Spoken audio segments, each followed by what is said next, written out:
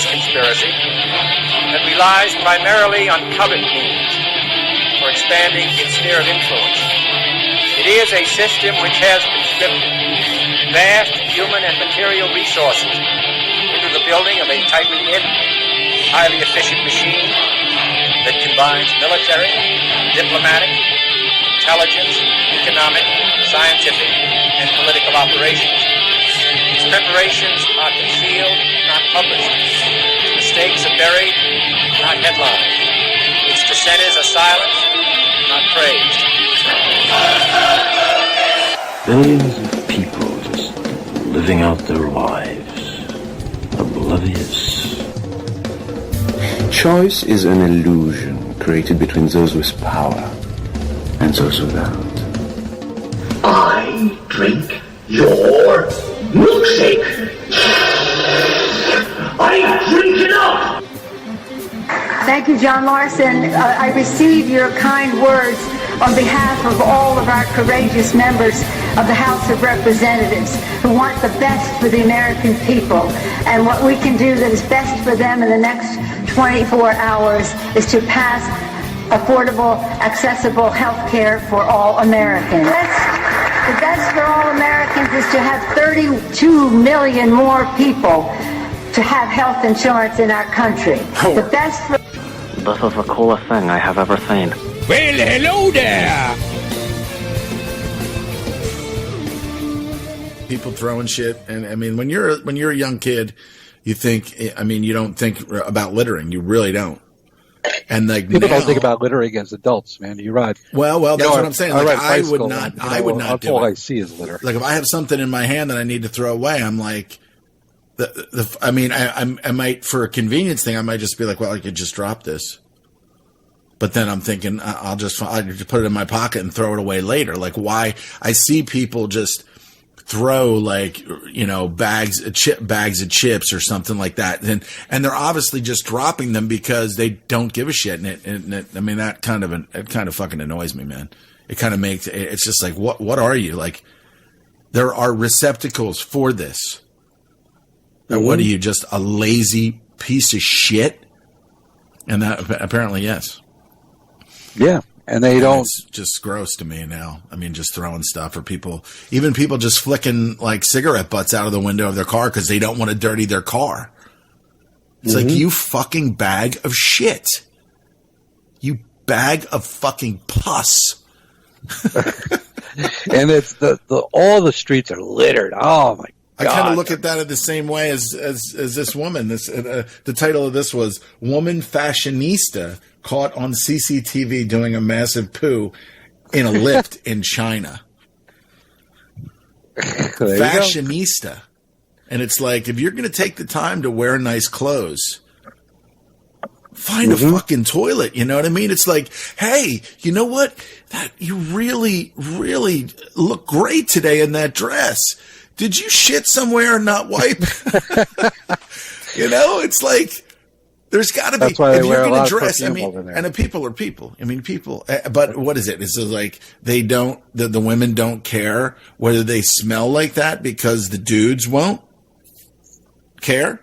I guess so. I guess that's what it is, because like, you know, you see so many things. I mean, you see so many things in society, you know, like women that really, really shouldn't be wearing things that they're, you know, they get to a certain point, whether it's, you know, in size or whether in age, and you're like, what are you doing? Like, you shouldn't be wearing that. I mean, I think we all think it, you know, and obviously if you say it, you know, somebody, you know, a female or, you know, woman's going to be like, don't shame her. But it's like, you shouldn't be wearing that. It's not, it's not flattering. It's like, it's not flattering. You must know that doesn't look good. You must know not to poo in Lyft. And if you do, you might want to stick a roll of toilet paper in the crack of your ass.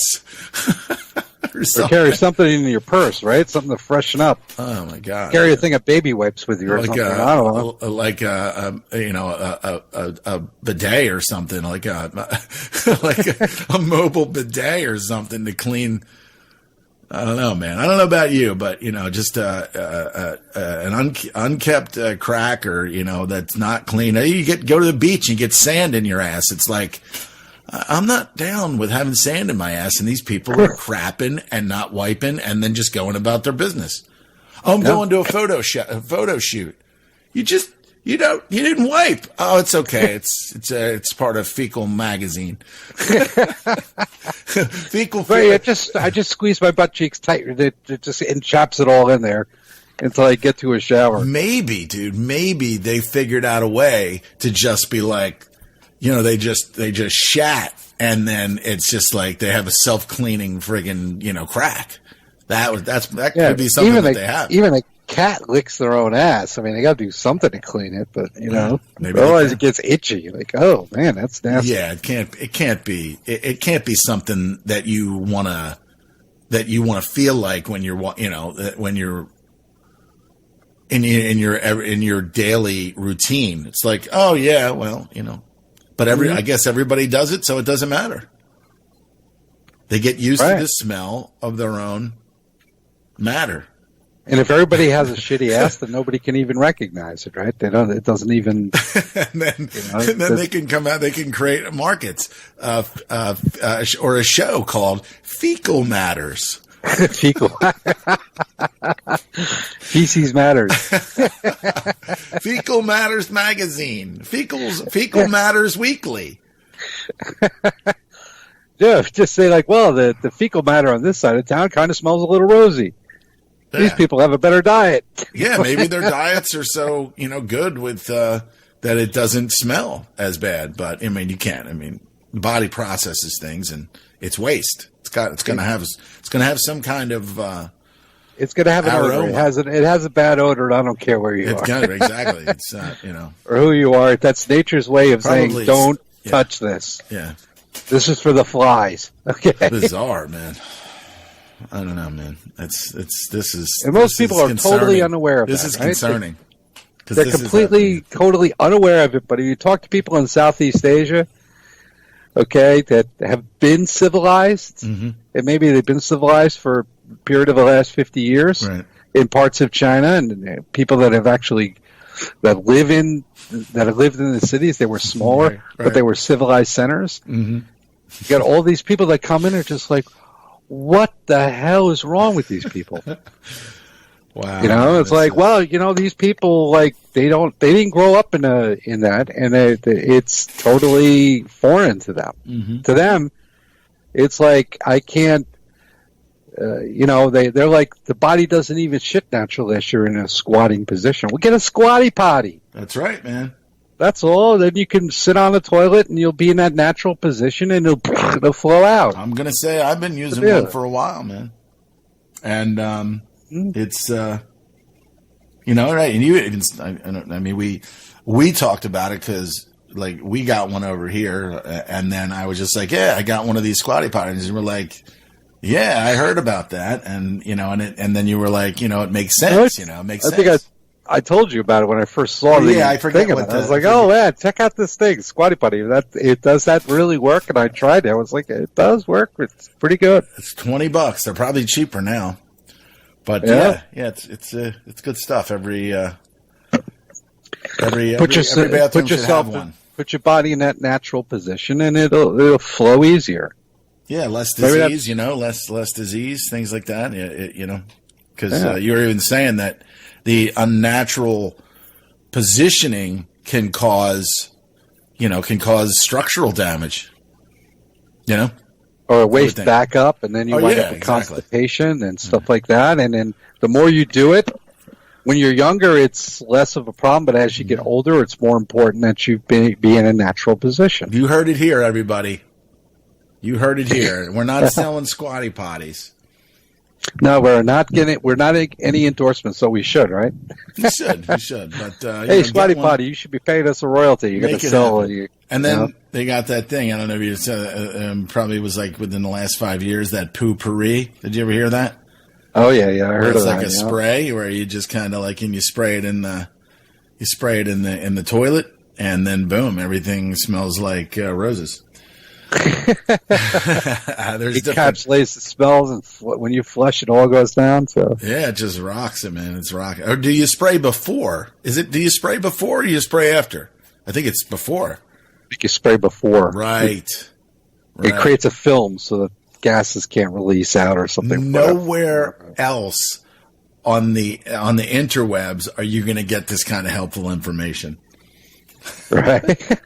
Squatty potties, poopery, and don't shit in a fucking lift. A lift. They call it a lift over there. We call it elevators here. But I mean, and then that would change it. That would change it from an elevator to a hellevator. If you walked in there, you'd be like, oh my God, you know? So yeah, it's not good. It's not good. I think I'm seeing the plan for the end of humanity, and it's a pile of shit. Basically, with yeah. disease in it, and it's going to require, I don't know. So yeah, scary stuff. Scary stuff. And all civilizations have been through this. I mean, sanitation is the most important factor of whether or not your civilization can survive, right? That's right. I mean, Rome understood this. This was the whole thing about they were the first ones to build sanitation. Do you think these people they understood this? You think they were kept in a state of like third, fourth world behavior on purpose? You know, like, I mean, there's areas out there that people are just kind of, living off the land and doing certain things, but you would think that they wouldn't shit where they sleep. They wouldn't, do their business where they eat, things like that, like dig a hole, go dig a hole, make it happen there, hide it. And, that's good. But I'm pretty sure that they don't crap where they eat or they sleep, but the fashionista wasn't sleeping in the elevator. So no, I don't think they do that. I think that when they live in the countryside, you just go outside. Even a dog doesn't do that, right? Right. I mean, literally, they're like, oh, you behave like an animal, right? You have no concern for, and that's part of like them as a society over there. Yeah. But like we have to inflict very severe punishment to make an example of these people, so others will think twice and not do it. Yeah. And they'll go, well, I guess I have to use a toilet now. And that's what they're in the process of doing now, trying to rein in, these attitudes that the people have. Now, if you spread those people out to the rest of the world and they haven't been trained, you're talking, you're going to destroy civilization. Right. Because you will create disease, rampant disease, and it's not good. Mm-hmm. It's not good at all. So, but we're living with we're living in a time where, they're because nobody wants to be accused of being insensitive anymore. Nobody can talk in terms of reality. Yeah, if you can control what people say, then ultimately you can control what people think. And what people do, and then obviously what they will and will not do, and what people will not do, and what they what you do or what you don't do. So. Don't do or do whatever you do. And that was one of the things that when I saw De Blasio on Carlson, he was like, his main thing was mental health, and then he was concerned that technology was going to. Technology was going to destroy, workers, and that people wouldn't be able to work, and that was one of these things. And Carlson was like, well, he said, I really appreciate that particular thing, So, I'll just carry on. Just come on back. Okay. And so, boom, it's like, De Blasio's there saying that he doesn't want this to happen. And then Carlson's like, well, I can agree with you on that, but why aren't you punishing people from, defecating and all these other things? San Francisco is becoming a place of just fecal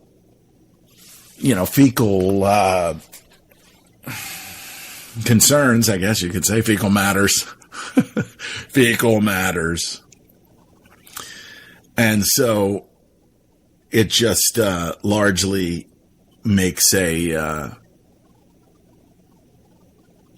making sense. It really is making sense that in these times that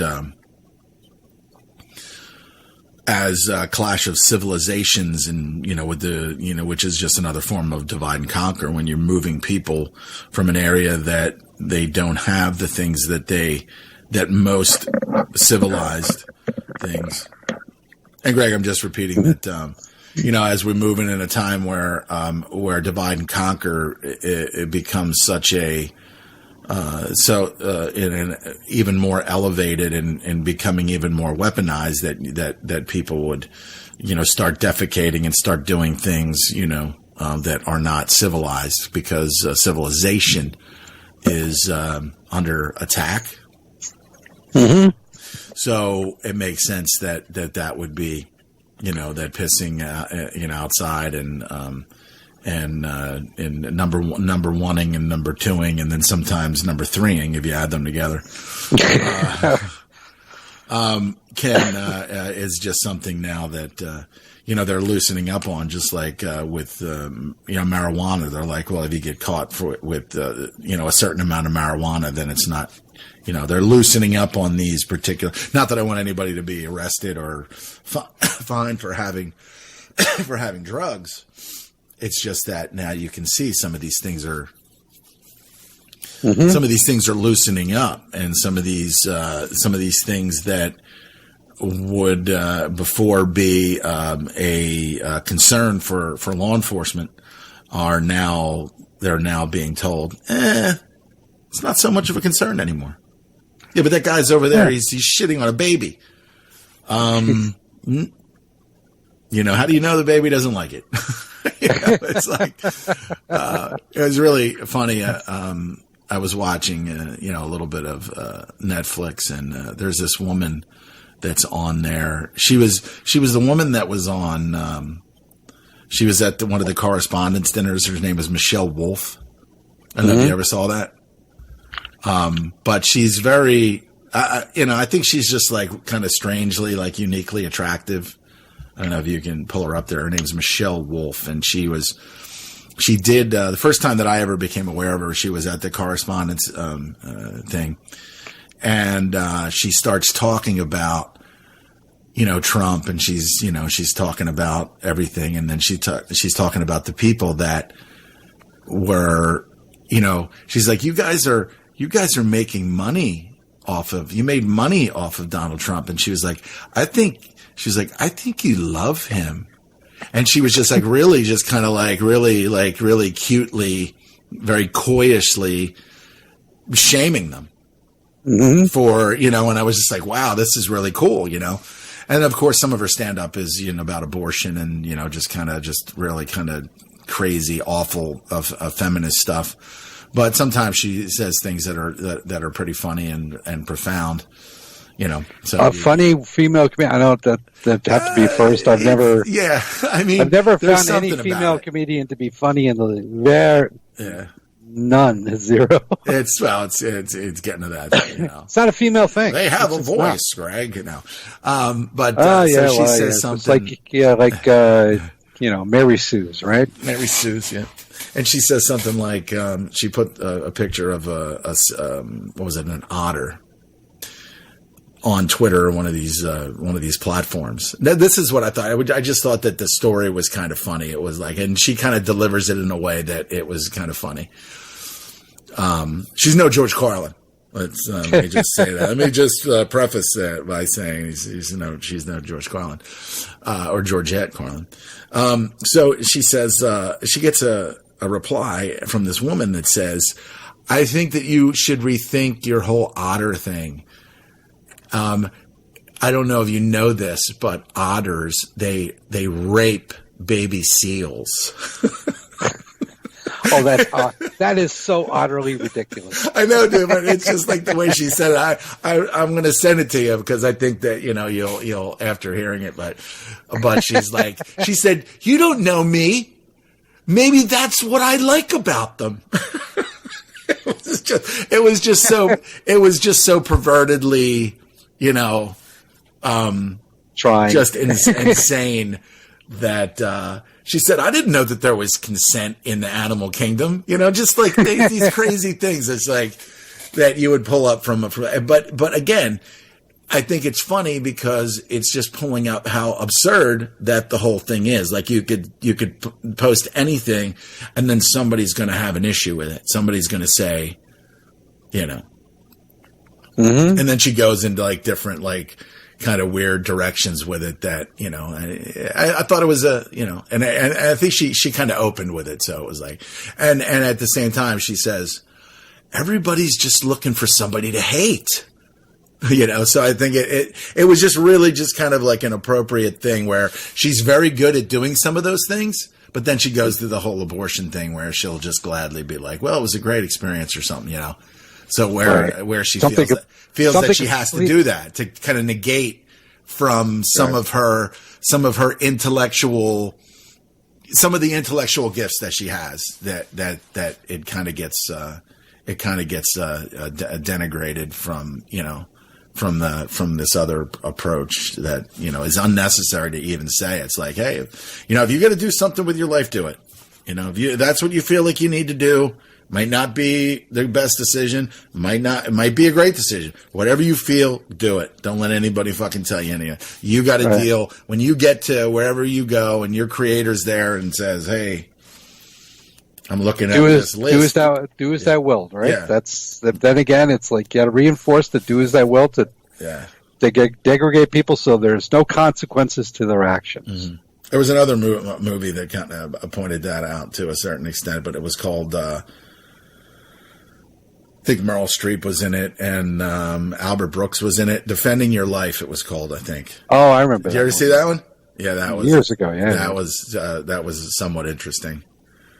Mm-hmm. And so, kind of like a joke, joking on like what happens when you have to sit there and defend, the decisions that you made. So it's kind of brilliant, but then there's obviously the dark side and the light side of any of these different things that we see.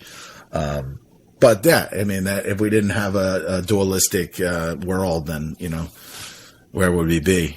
Where without seeing both sides, but I think the problem is, or the challenge is people being able to see both sides.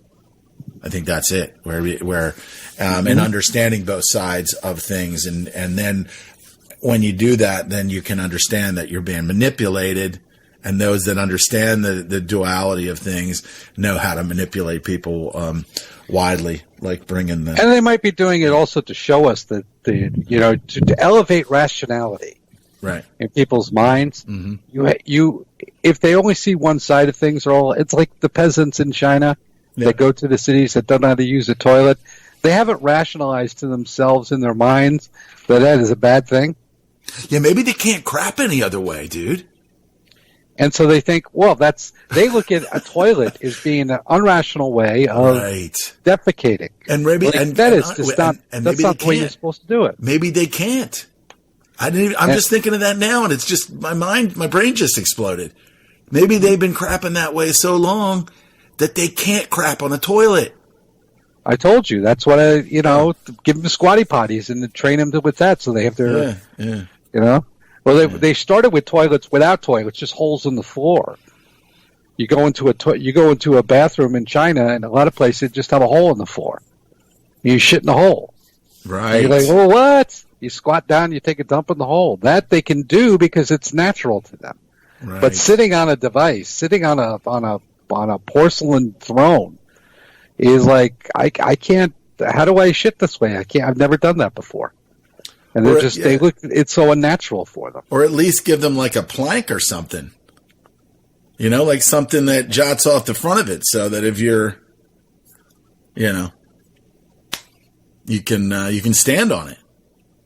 Or something. I don't, whatever. Porta potties just, I don't know, stand on it, squat down in a standing, And that's what somebody was saying that, like, sometime within the last 10 years, somebody was just like, how come these people can't, they were like, I forget who it was. We were having a conversation. They were like, how come these people can't shit in the toilet? Why do they have to shit on the toilet?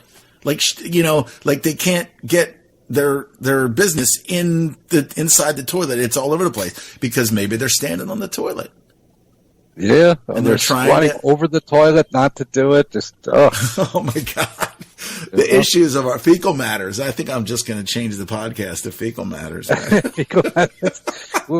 It's Christmas, and we're sitting here talking about shit. We're just talking shit on Christmas. Merry shitness. I mean, let's face it.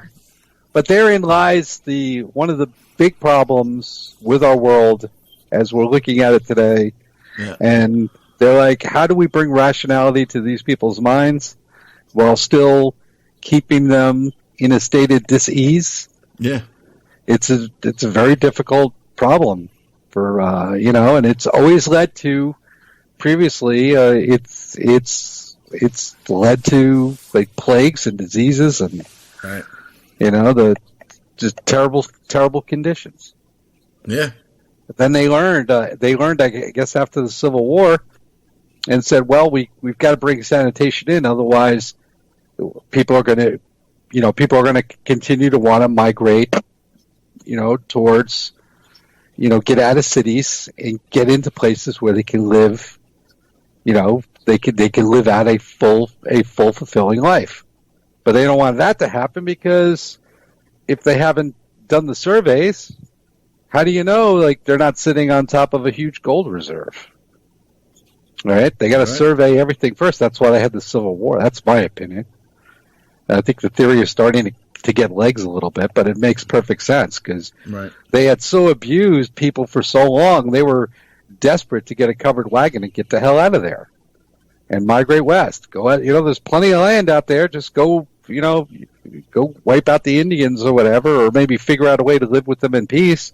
Build a little homestead. You could have a nice life. Grow your food, hunt your food, live like within nature. And they were like, well, we can't have that. No way. What if, they're sitting on top of, like, something that they're sitting on top of mineral deposits? No, they'll just go in and kill them later. Well, when you get the whole civilization, they need to go in there and figure out where things were up front, Mm-hmm. And I guess they've certainly had technologies to do that. Mm-hmm.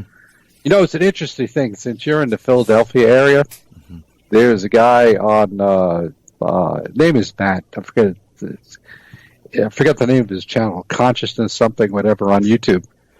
And he did a couple of shows on, a couple of programs on the 1876 World Fair, the Centennial World's Fair, which was the first World's Fair. Really? And they built these amazing buildings for the 1876 Philadelphia World's Fair. Really? Absolutely amazing structures. Their main hall was 26 acres inside the building. And they built the building without support columns. So it was all trusses and everything. All these huge structures and statues. They built, and this was at a time before we had diesel engines. Right, yeah. Before we had all this technology.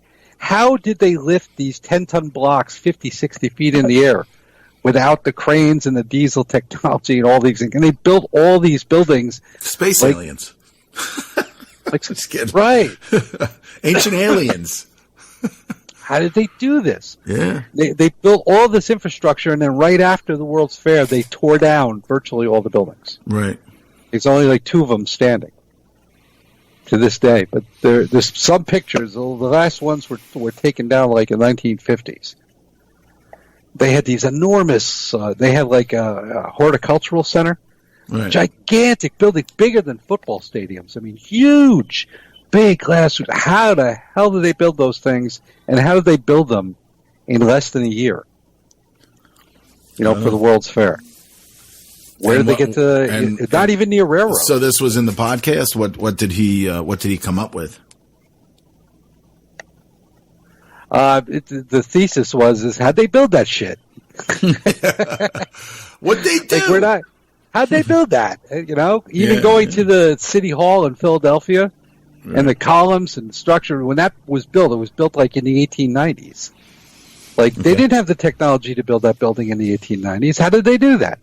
How'd they build that shit? Yeah, man. The railroad station, the Grand Central, I guess the Grand Central Station in Philadelphia, downtown Philadelphia, it is so vast. There's so much space under roof, and the roof lines are so long. How did they build that without columns? How'd they build that shit? That's the name of the podcast. How'd they build that shit? If you look that up on YouTube, it's like, how'd they build that shit? And there's lots of, drawings, artist renditions of the buildings, and they were so vast, they were so huge, and it's like, this is absolutely amazing. Where did the technology come from to build all those buildings, and why did they tear them down so quickly? Mainly because did they tear them down because they didn't want people to know? People would start asking questions.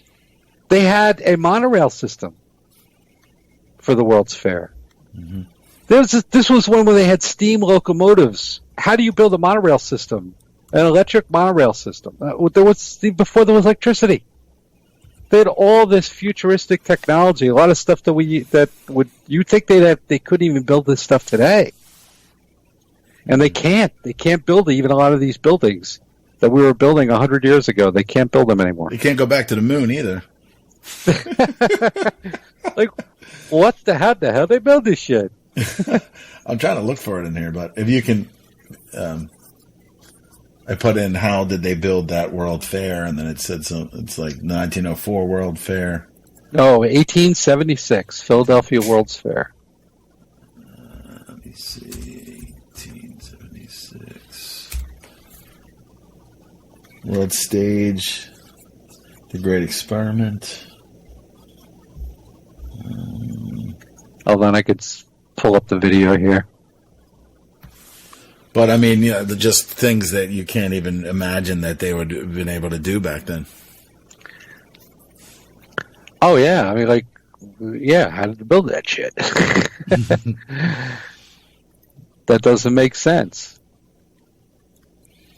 I'll pull up. I'm going to pull them up here in a second. I'll send you a link to it.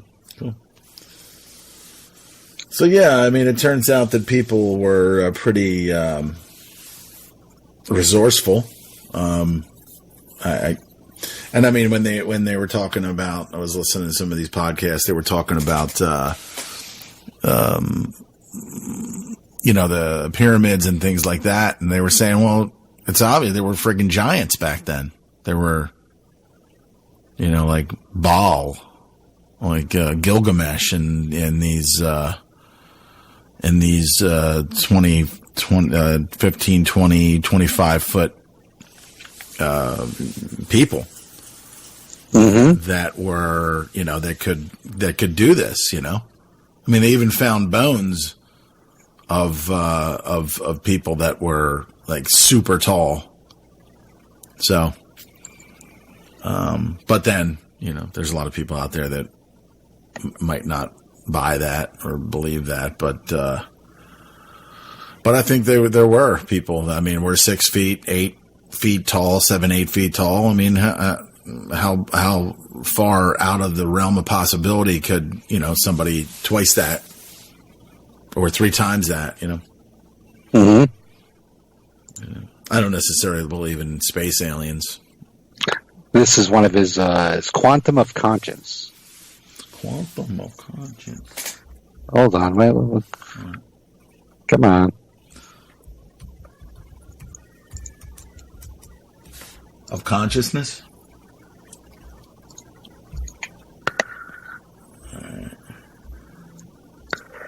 Bald guy? Mm-hmm. Okay, yeah, I see him here. I see him.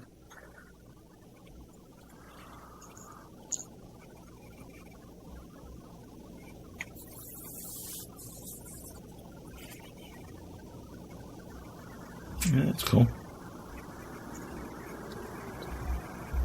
Videos. Yeah, he's got quite a bit in there. But his videos on the World's Fair are really, it does the head scratcher. Like he's on something. How they built that shit? You have to go way back in some of the stuff that it. 1876. I just sent you in the message box the exact models of the first World's Fair. Okay.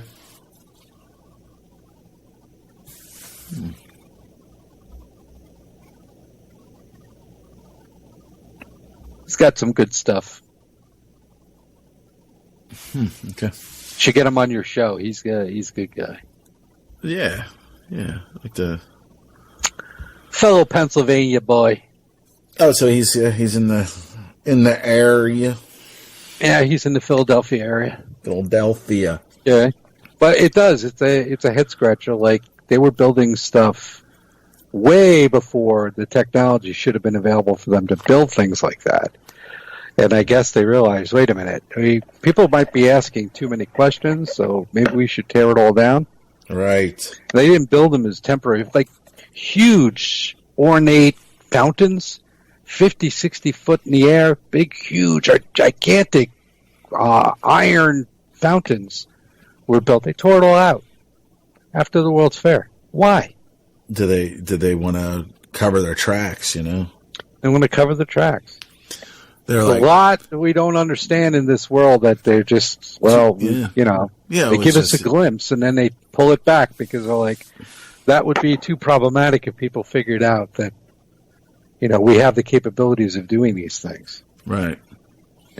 So maybe they have anti-gravity. Maybe they've had it for years and it's like, it would be too destructive to put out there. If people realize that they had that, they could do almost anything. And then their system of control, which is finance, wouldn't work. Like Tesla. The Tesla thing. Yeah, nuclear. That would give us everything we needed. Right. Well, they've known about nuclear. I think they've known about nuclear for thousands of years. They probably had nuclear reactors thousands of years ago. What we don't have is nuclear bombs. That's the bullshit line of it. Yeah. Yeah, it's the fear. It's the fear-based education camp. Well, it's worked brilliantly for the last 75 years, 80 years. Well, that Owen Benjamin was talking about somebody like he communicated with somebody who spoke with that, who was related to that Galen guy that you told me about. Yeah, I think what happened is he saw my video with Jan Irving. Oh, dude, right. Okay. I think he saw my video with Jan Irving when I talked about is oil fossil fuel or ambiotic fuel, and I, basically blew the whole energy world, what everybody believes is energy, totally stood it on its head. Yeah. Because the concept is like, we're running out of this stuff. Like, actually, we're not. They need to create the scarcity to keep the value behind it. But, if we punch a hole in the ground and go deep enough, everybody can hit oil. There's plenty of it down there. And then eventually China. And eventually reach China.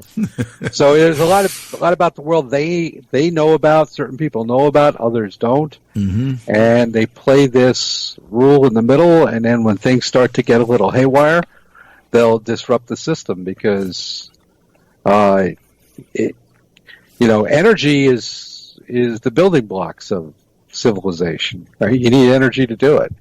So if we were running out of energy, then why would we be building any more cities? We'd be preserving it just for everyday use. All right? There would be no need to, because there's no need to build these skyscrapers. Mm-hmm. What was his name? Galen? I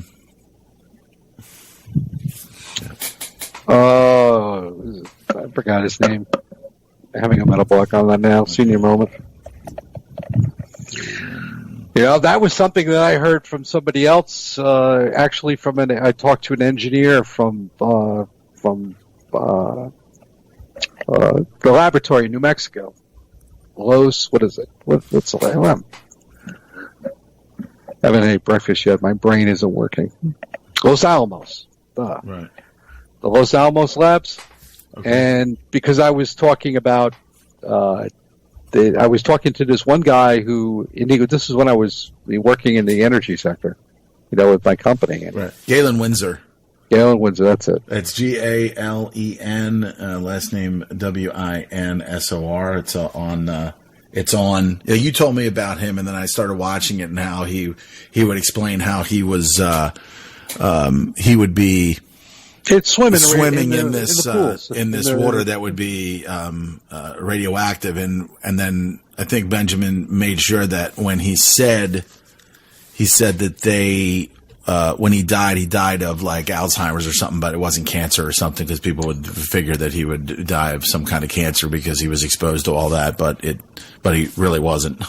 It really wasn't. Right. It wasn't. And it's a natural thing. substance, and it's like we've been living with it forever, and so it's not harmful. This is why, like, the animals around Chernobyl are doing just fine.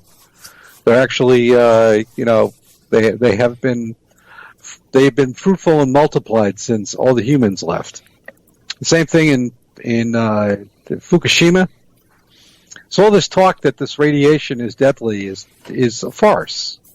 Right. And the reason is they realize that nuclear poses the biggest threat to the energy industrial complex. Yeah, the monopoly of charging us out the ass for air conditioning and what I was telling him about, there was a company I was talking with this guy in Houston. I was at a conference in Houston, right? Yeah. And this guy was involved with a small modular reactor company. They were actually headquartered out of Colorado.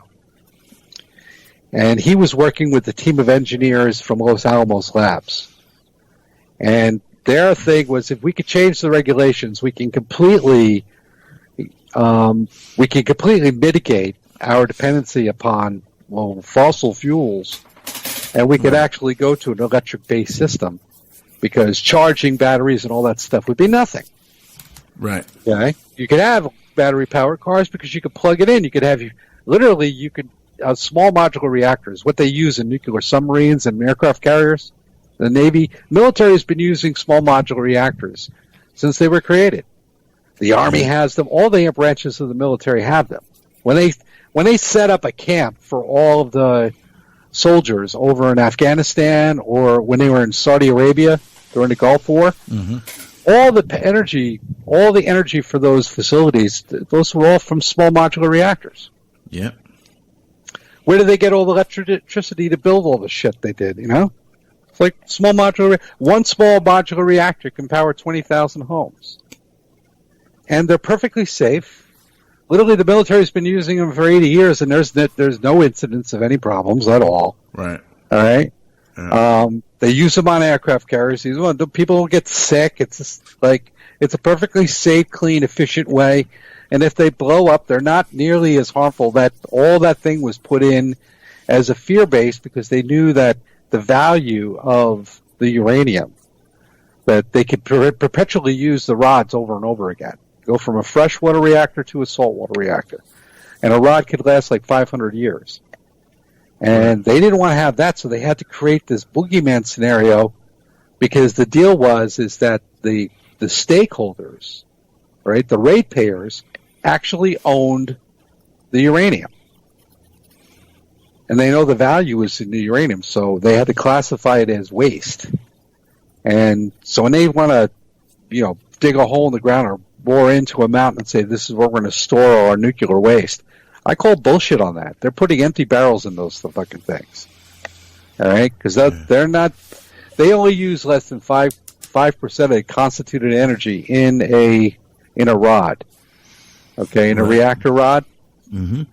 The rest of it, they could turn around and go, okay, let's put it in salt water. Then it reconstitutes itself to 100% again. It could be used over and over and over again. We've mined all the uranium we probably need, probably for the next 5,000 years. Mm-hmm. We just need to get off of our high horse here and say, we do this, and we don't have to have these power transmission plants. You can have local, you could have a local SMR, small modular reactor, for every building, for every community, and we could get away from this energy control grid that we have. Yeah. And then we only have to rely upon liquid fossil fuels or liquid energy, which is never going to go away because it's the best form of transportation in a liquid form. Because you only need to run it through a pipeline or a rail car to transport. So it's the easiest, most cost-efficient means of energy transportation. You look at the electric grid; it's the most inefficient, most expensive way to transfer energy from one point to another. But very profitable. Well, profitable as long as you can absorb that into your system. But when you come to into a societal problem that we have now, where the debts have surmounted to such an extent, you got to start thinking about alternatives. If we can eliminate that, we would reduce the cost of operations significantly. They'll come out with something, and they'll make it look like it's a new invention, and the reason for it will be, we got to clean up all of this shit because people aren't using toilets anymore. they create this new thing. The whole thing about the energy thing is all a farce. I mean, people think like energy is polluting. Like, well, what do you think volcanoes are?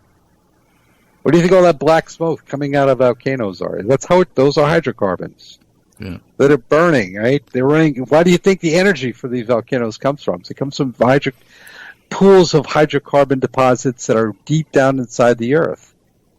The Earth isn't just naturally creating vulcanization. It's got a means of fueling it.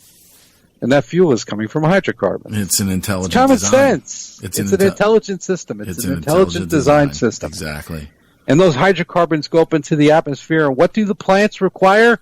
Carbon. Yeah. It feeds all the plants. Come on. What's interesting is that, again, that kid that I was telling you about who's got the Tesla. Well, actually, he's like 30, but he looks really young. And we were talking about a couple things, and I was just saying, or one of the guys, this one guy who's like ex-military said, well, they're taking God, right? And as soon as he said God, one of these other guys, the younger guys there, was just like, there is no God. And as soon as I heard him say that, it was just like, I knew exactly that he was a total product of,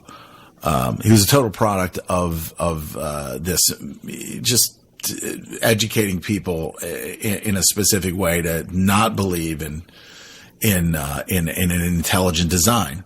That right away he kind of morphed right into evolution. And I said, this whole thing, where we are is an intelligent design. Everything about it is an intelligent design. There's a creator somewhere of this, and we're just being steered away from, we're being steered away from this because they don't want us to know what it is. They don't want us to know. And they want to separate us from nature as much as possible. Yeah. Because the intelligent design is nature. Yeah. The natural law is undefeatable. All right. Yep. So they'll go and do what they can to defeat nature so they can elevate themselves to God status. But they will fail, as they've always failed before, and it's just on a bigger scale now. It's larger areas, but it's all around the world. A lot more on the line now. Okay, and I think like with this reset that will come, which is probably in the end will be a good thing. Half the population of this planet probably won't survive it. They won't, not because it's preordained for them not to survive it. It's just simply because they can't, because they've lost connection with their ability to survive. And will it be the toilet users or the non-toilet users? Well,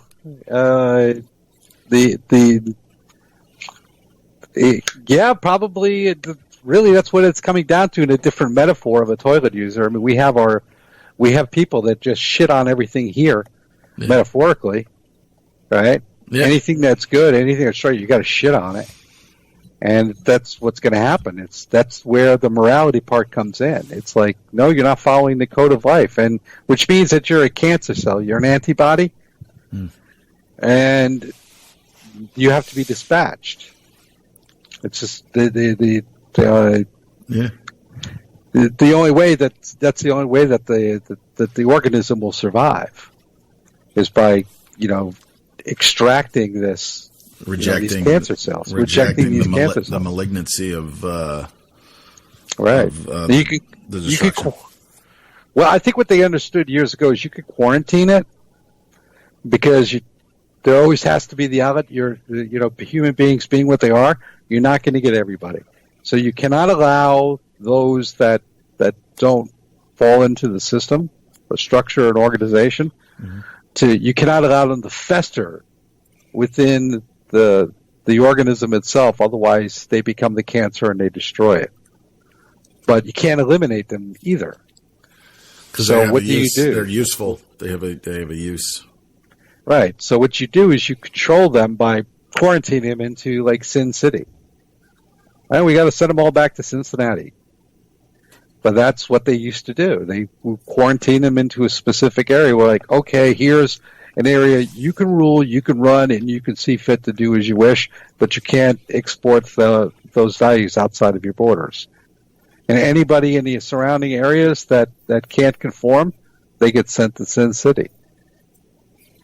It's like, survive. This is what you want. Go ahead and survive. Go ahead and survive in the pig pen. Yeah.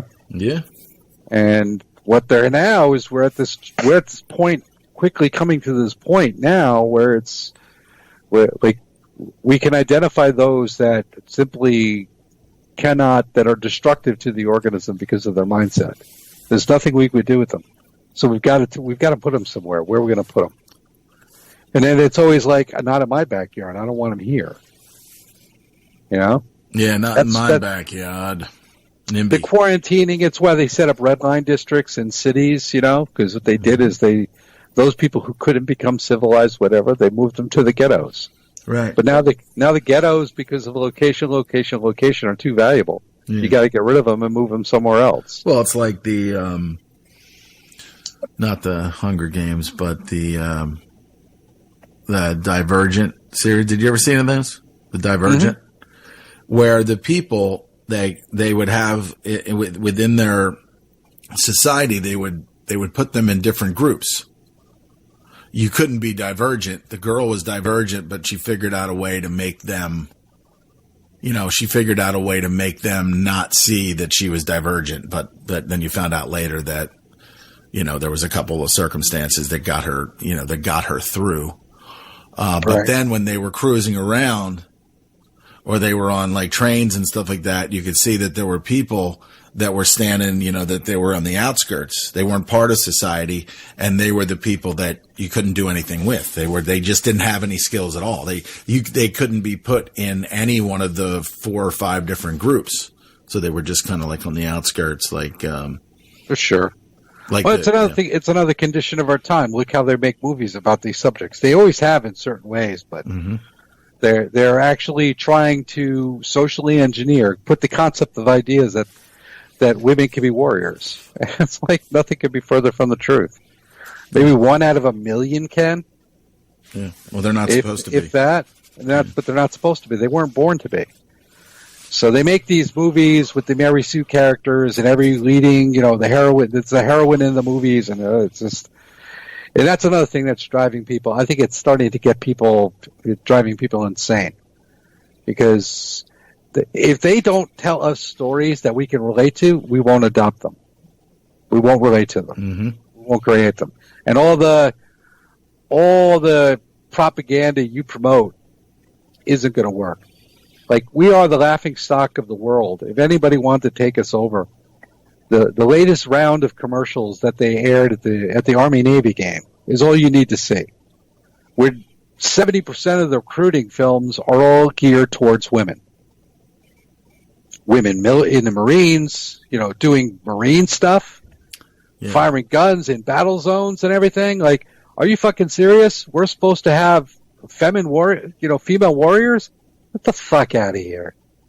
Like, just on the thing, common sense. People just look at that and they just know. They're like, this is fucking stupid. What really is going on? Well, because if this is about defending the Constitution of the United States, defending the United States of America, the last thing you do is put fucking broads on the front line. Yeah, fight if you want. I can't imagine why. If you want. That's not the way they fight. That's not, it's totally it's ridiculous. But this is where they've feminized and radicalized femininity to such a point now that how do you come back from this?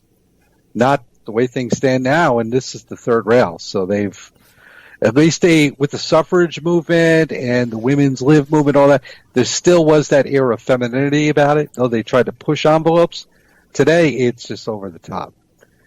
And so young people are seeing that, and they're going, God damn it, I want to have a family.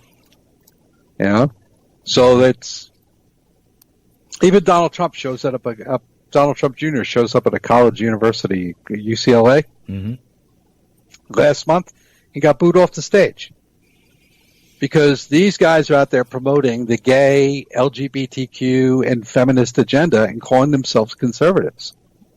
And so younger guys are like, fuck you, and fuck you. All right? I want to have a successful life. I grew up in a broken home, in a feminized world, and I'm fucking tired of your shit. And these are supposed to be like conservatives, right? These are supposed to be people that believe in quote unquote traditional values. Yeah, everything's flipped upside down. It's like, well, hold on a second. Where did this all come from? That we have to, where did it go from gay rights to LGBTQ?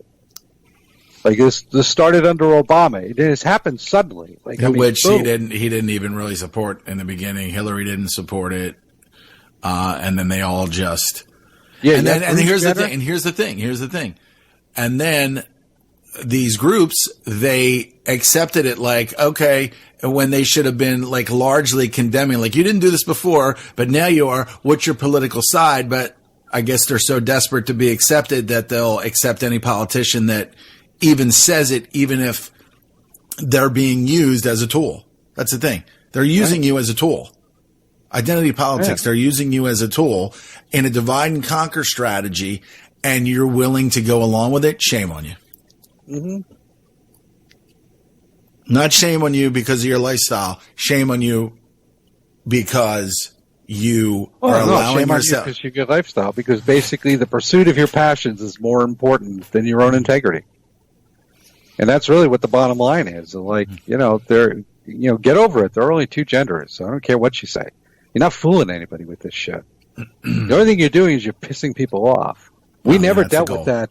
We never dealt with that years ago. Today they're dealing with it, and it's not. I don't think it's not really translating into the masses are not adopting it as their own. Yeah, well, it's just becoming sad because people are allowing themselves to be manipulated,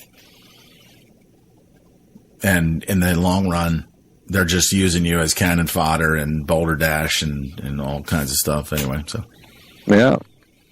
So we'll see. I think in the next 5 years, this all comes to a head because as the financial markets become more and more destabilized, which they're completely destabilized now, there is no mark to market anymore. Everything now is it's totally the opposite. No, there's no price discovery. Right. All right. So the people that are in positions of power, and I don't blame them for doing it because somebody gives them the opportunity to borrow unlimited amounts of money virtually for free, right? And they could go. They're going to do it. Yeah. So, but then how do you flip that back now where they've turned this? Well, if we go to a balanced system again, it destroys the system. So it's mutually assured destruction, and it's like this across the world. It's like, wait a minute. At some point, they know that commoners are going to rise up against this. And as soon as this starts in one place, I mean legitimately starts in one place, it's going to spread and they're going to be hung from the lampposts. And if they think they're going to get on planes and fly to New Zealand, they have another thing coming because they don't fly planes. Commoners fly those planes for them. Right. And what if the commoners say, fuck you, fly yourself? Like, I ain't coming with you. Big deal. Right, yeah. Because now they start to realize, well, okay, you've trained all these people to think in terms of identity. look what you've done to their own bloodlines and their own families. All right. Now, what happens when you get the majority of let's call them white people to recognize that they have been the most abused race of people ever in this world?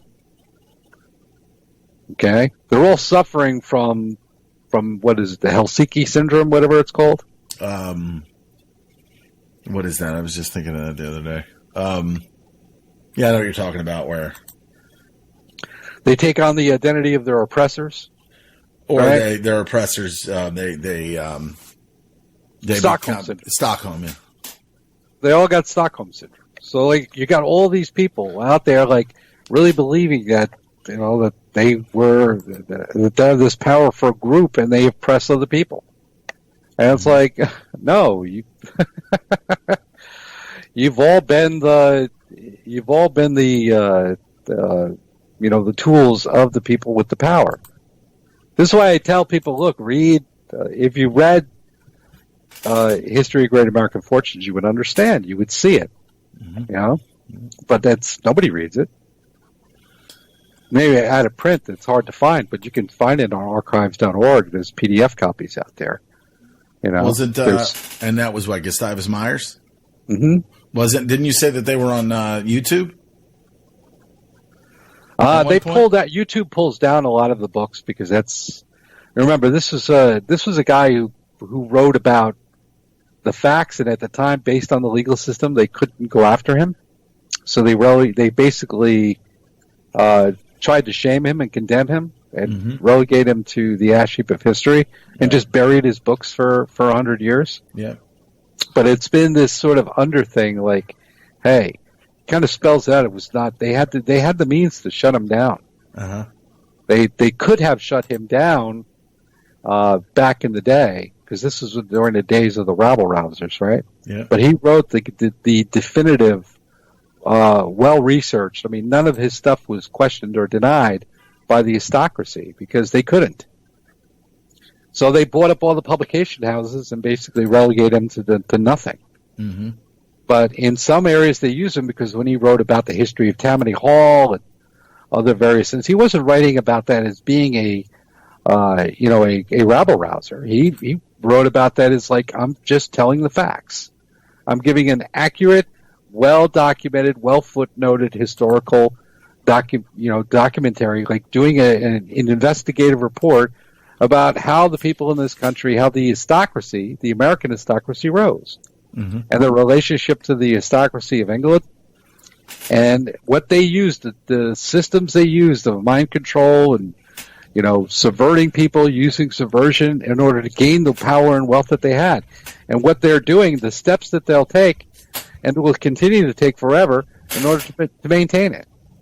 Right. Yeah. And so, what did the aristocracy do at the time? They commissioned Napoleon Hill to write "Think and Grow Rich,"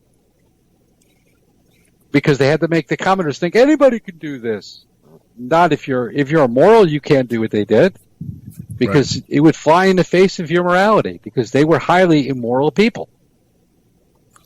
And they were operating as a cult, as this level of, the secret society of people.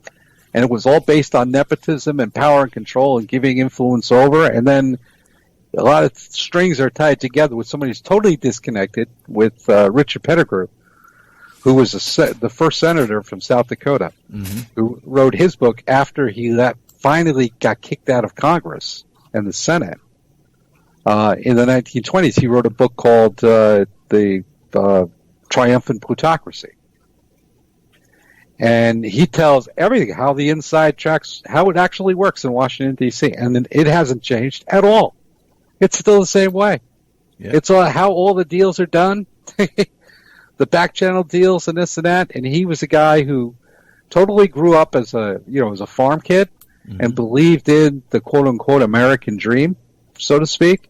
Yeah. And he gets to Washington, D.C., and all of a sudden we are here as the traders organization, the trade association for the aristocracy. Right. Our job is to maintain their power because they are the people of the United States. The other people they're just commoners. They don't mean anything. Right. And he was shocked by that. He couldn't, with his own consciousness, he could not accept it, and tried to change it from within. He was ostracized. He was, basically put out there as a kook and a nut. And then but he understood, like, I'm not going to tell the story of this until, he figured, I'll write this book before I die. Okay? Right. As long as I have breath that I can fight this, I'm going to try and fight it from within. Yeah. And he did a pretty good job for the time that he was there, but it was just, it's a losing battle. The next generation of bureaucrats that come up, it's just the same thing. Yeah. And once they started monetizing things, then it was over, because then once they could do is pure alchemy, creating something from nothing, and be able to create unlimited amounts of money, and making the commoners the surety of the debt. And then going into bankruptcy, it was so bad in the 1920s, it led to the bankruptcy in 1933. Yeah. And then the restructuring of our system in 1933, which most people are completely clueless about. They have no idea. It's like you were now made the full surety of everything. Back then, it was different. It was common people, unless they had volunteered, unless they weren't, they had to be put into a corporatized system. And they knew they couldn't do it unless they had a radical shift, and that's what the Great Depression was all about, is creating the means to create the surety. Yeah. And it's all based on our own voluntary servitude. That's it. It's like, if this happens and continues and will continue to happen as long as the majority of people continue to volunteer for their own servitude. But if you twist words and use word magic on people, you can make them think that servitude is freedom. That's what they've done. So I would say the first steps to understanding it and unfucking yourself first is understand the world you live in. And then all of these things you could see, because it's a marketing plan, right? Everything's a marketing strategy. They pull these things up. Donald Trump is part of the marketing strategy. Yeah. And sometimes it's hard for us to see it because we're not in the boardrooms, in part of the discussions, but they knew they needed to bring somebody up who would be the pressure release valve, the Alex Jones of the political age. And that's exactly, he plays that role to a T. Yeah, he's good at it. He's very good at it. And then he could sit there in everybody's face and basically talk about the prosperity of a foreign body, a foreign country, and make that the emphasis of his entire presidency, which is all he is about the prosperity of Israel. That's all he talks about. His State of the Union address last January, it was an hour and a half long, and literally a third of it, 30 minutes of it, was all about Israel. Like, what the fuck does Israel have to do with our State of the Union? Nothing. And if we really were concerned about this country, then what he should be doing is saying all tech companies now are prohibited from exporting their technology to any foreign country, whether they're an ally or not. Okay?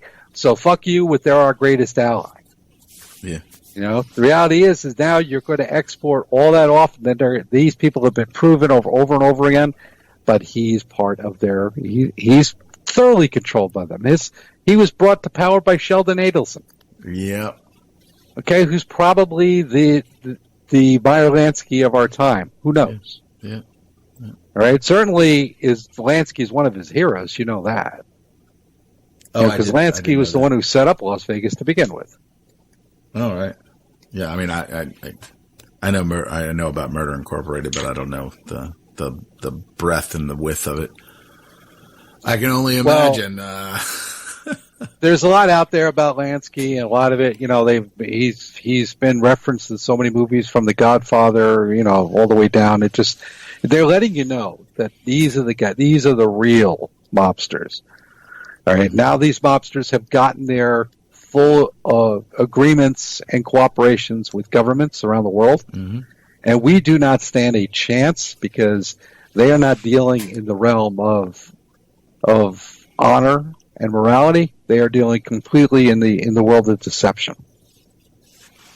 And this is why, even people like within the military are even starting to warn these guys now because they can see what's happening. They see that Trump is controlled.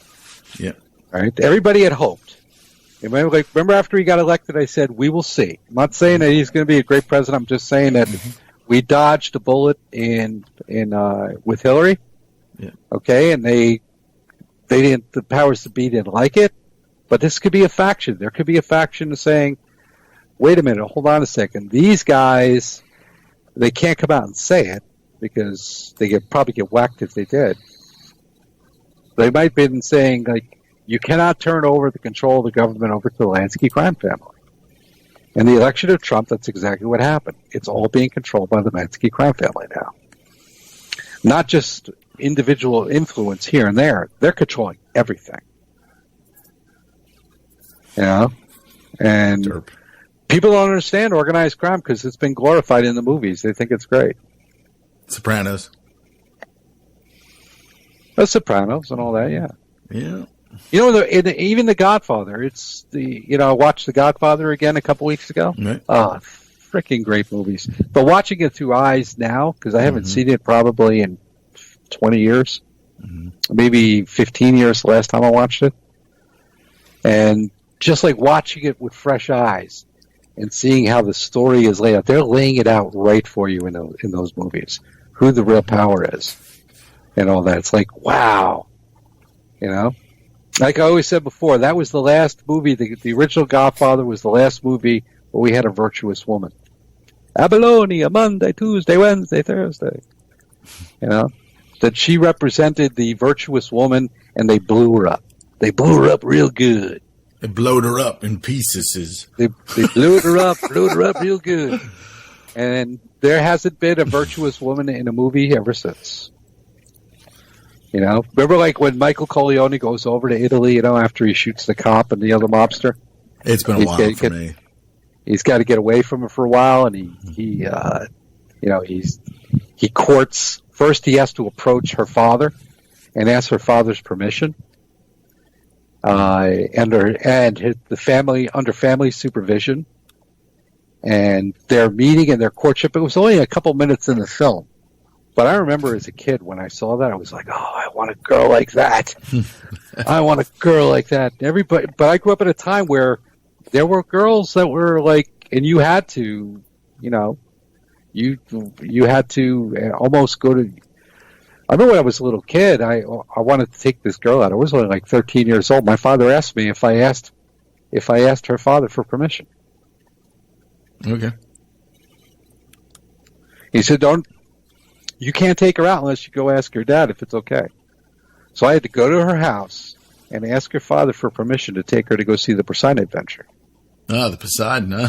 Poseidon Adventure. And he said, okay. What are you going to do? Well, we're going to go down to the Washington Cinema. We're going to get some popcorn and all of that. And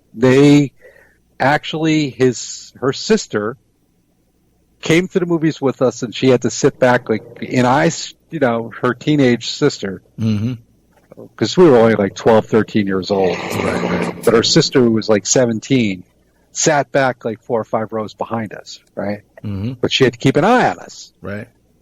Okay? Today, there's no reference to that at all. But you know what? That was a way where it felt really good. Yeah. And everybody was on board.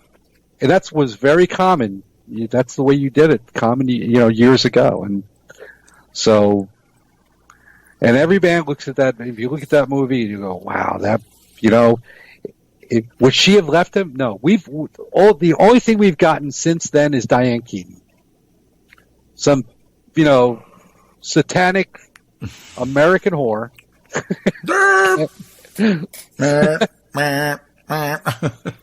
There's a scene in the movie where after he goes to Italy and then he gets married, Diane Keaton, she shows up at the Corleone house. She must have been young there, right? Yeah. Okay. Yeah, the Diane Keaton. But she shows up because she hasn't seen or heard from Michael. So she wants to talk to Robert Duvall and say, I need to see Michael. She shows up and she gets out of the limousine wearing this bright red overcoat, black shoes, and a red hat. So she's in red and black satanic colors. So she represented at that point, because that was not by accident in wardrobe. Mm-hmm. They said, no, we have to have her stand out in contrast colors. Because anytime they put a red and black image on screen, they're telling you that is the satanic nature. They're telling you she represents Satan. And she gets out and she's like, I want to see Michael. Now she's the satanic figure in the film. She's 10 times more evil than Michael Corleone. And people didn't even see it. She glowfully put it in his face that she aborted his son. And says, I killed him! Right? And that's what Michael Corleone slaps her across the face. Right. But it was a very telling movie, and ever since then, every movie, we've gotten Diane Keaton. We haven't gotten any Apollonius since then. None. Right. I guess I had to show you what, like the duality. The duality, and that's where they were taking the culture, and that's where it ripped. Mm-hmm. I'm gonna have to watch them. Watch them again. Definitely, they're great. But you could see how they set this whole thing up, like with the Italian mob as the front, and that's what they did. The Italian mob was used as a front to cover the real power behind them. Right. And that was the Purple Gang and the Brofmans and the Mayanskis and all that stuff. Mm-hmm. And so this is. It never went away. It's now become more organized, more legit. Yeah. And now what they've done is they've allowed these guys to say, well, you got big companies out there like AT&T, right? What can we do about AT&T? Well, if we put our guys in there and we do stock buybacks and bleed out the economy, we could suck hundreds of billions of dollars out of these companies, trillions of dollars. Yeah. And then we'll just split and go to Israel or go someplace else if people figure it out, and it's too late. Yeah. But it's and this is the state of dis-ease that we have, across the whole system, where our whole system has always been based upon retail investors can get into a market, they could actually look at company structures, analyze them, and they could say, I want to put this money into this company because this is where this value of this company is going to grow, and I can grow with it. Right. Right. And that's how a lot of money was created over the last 100 years. But now they've taken that away. These people that buy into the stock, you spend $1,500 on Amazon stock. I'm telling you, you may think it's, I'm doing really great. I mean, but that $1,500 stock could become $5 overnight. Yep. And at some point it will, and that's why Bezos got the divorce and split his assets and took half of it out of his name legally under the only way he could break up his assets that much and protect that much of his wealth was to get divorced from his wife. Right. That was it. That. Otherwise, he stands to lose it all, because when they do come after him, if the angry mob does come, they're going to look and say, who are these people? All the Zuckerbergs and the Bill Gates and all these guys are going to get strung up. Because they have to. Because they're... And the people they represent, they're only the front people. There's a whole group of people behind them. They're never going to get caught. Mm-hmm. Right? They're going to throw us... That was the deal. That's the contract they signed in blood with the devil. Okay? When Jeff, whatever his real last name is, it certainly isn't Bezos. All right, came to them and where they tapped him on the shoulder and said, how would you like to be the head of this big organization we're going to set up, online retailer, blah, blah, blah, blah, all these things, and you're going to be virtually put all of the retail establishment out of business, destroy all this competition, and destroy American manufacturing. and we're going to give you government contracts, and we're going to tout you as the richest man in the world, which is just why people even believe that is beyond me. Right. Like, this guy hasn't paid a dividend. If he's the richest man in the United States, then why how come he hasn't paid a dividend to any of his shareholders in going on 30 years, in 27 years, or whatever? Okay, This is fucking ridiculous. You know. Right. You were saying that before about certain financial aspects of Amazon that were. Yeah, it's a fraud company. They don't produce anything, and they don't pay a dividend. If you and I formed a company and we did what he was doing, we'd be in jail. So why is he able to get away with it? He's getting away with it because the banks are supporting him, and they're basically pounding or padding the valuation of Amazon. So shareholders are saying, well, you don't have to pay me a dividend so long as the value of my shares go up. I have the option to sell it at any time. So, Amazon's $1,500 a share. I bought Amazon in 1993 for $14 a share. Really? Okay. Yeah. I bought 1,000 shares back then. Boy, I wish I still had it. Sell it now. Yeah. But when I sold my shares, I sold it in the late 90s. They were on their way out. They were one of the companies, like, how does this company even survive? They're cooking their books. There's no price to earnings ratio. They don't make any money. So how are they doing it? Well, if somebody came to you and said, here's a credit card, you can spend as much as you want on the credit card and even borrow money to make your payments on the debt you incur. Well, how much can I borrow to pay? What do you mean? You spend as much as you want, and when you have to make a payment, borrow the money against the card and make the payment. Well, how long will I be able to do that? Indefinitely, until we tell you can. Perpetually, yeah. Go on forever. You mean is there a limit to how much I could borrow? Well, no, we're telling you, you could borrow as much as you want. It doesn't matter. You want to borrow $1 billion? Go ahead and borrow $1 billion. Okay? We'll charge you 1% on the $1 billion loan, and then we'll turn around and you can borrow money to make the payments. Okay? Yeah. Oh, that'd be great if you could be the richest man in the world if somebody gave you that ability. Well, who else has there's a class of people that have that ability. And just the commoners have not figured out yet that Jeff Bezos did not start this company in his garage. Yeah. Okay? He was a figurehead, a person, the same thing with Zuckerberg, the same thing with Google. All these companies are exactly the same. And they're like, you look at Facebook. Facebook doesn't make any money. You really think they're making money on ad revenue? Please. That's what Alien Boy said. He said, how do you make money if you don't charge people? Well, Senator, we run ads. We run ads. I'm a fucking alien. Okay, well, disclose your books. Open your books. What kind of ad revenue are you taking in? I'll tell you what. You're taking in some ad revenue, but not nearly enough to finance an operation and at the level that they've reached. They're doing it because they were given a credit card. Actually, it's a database of everybody in the world, hopefully, and then we'll know everything about them, whether they poo on elevators or they, whatever, it's a database. Endless monitoring. I'm an alien. Right. And everybody thinks, oh, wow, this is great. We live in these great times. And it's like, well, it is the best of times. It is the worst of times. There's some great things about today, but most of it, unfortunately, is just, it's ridiculous. Merry Kwanzaa. Yeah. Every day's a holiday. Hey, every day's a holiday. But everybody knows in the undercurrent, everybody knows. There's a guy I really respect.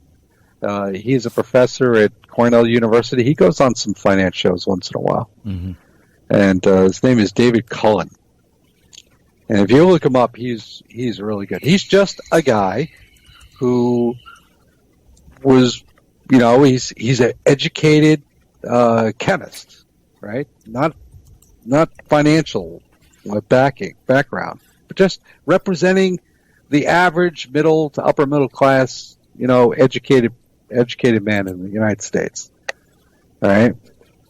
And made a lot of money in the stock market, and people started respecting his opinion. And he's not a wizard or anything, but I heard him on an interview on a Wall Street for Main Street interview. That's another YouTube channel. He was on just the other day. And he was railing about the central banks, about the Federal Reserve, how dumb they are, and blah, blah, blah, blah. But even that doesn't get it, that the game is always been rigged. Right? But he represents probably 90% of the retail investors out there. The mindset that the system was at one time based, which it was, because it had the illusion of being based on honest accounts and measures, but is now starting to realize that it wasn't. And that it's all risk on now. What's the end game in all this? And so when you have him and millions upon millions of other retail investors around the world that start to say, I don't want to play this anymore. Okay?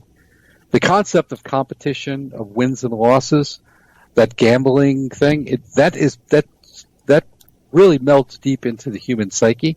Because we all look at that and say, I don't mind taking chances, but I just want to know that my chances, that my earnings, my winnings per se, came from because I make good decisions. And that encourages them to do more research and to, educate themselves on things, to make sure that the companies they're dealing with, that there's honest brokers, make sure that the books and the accounting and everything is done properly. When you see an environment today and you see these companies like Amazon with these enormous valuations, and the fact that there's no, the little guys are getting crushed out of operations, right? Under no circumstances will they allow entrepreneurs to come up. Yep. They start to say, well, wait a minute, hold on a second. They're about to pull a fast one. I may have done very well with my stock, over the last 35, 40 years. But this could all go away in a matter of minutes. And I'm not going to get fucked by these people. So I'm just not going to play their game. And I'm going to tell other people what's really going on in the world. And this has been going on quietly since 2008. There's been an undercurrent of this. Many of the honest guys that used to work in investment banking when I was there, they're all gone. Right. They got out. They got out because we saw the writing on the wall. They're like, they're gonna fuck these people like you wouldn't believe. Right. They just ratchet up markets and elevate them, and then come in and blow the markets up and buy their assets back up for pennies on the dollar. In the meantime, all the money that's been invested in those assets during the rise, it gets transferred over to them. And they keep doing this wash, rinse, repeat game over and over and over again.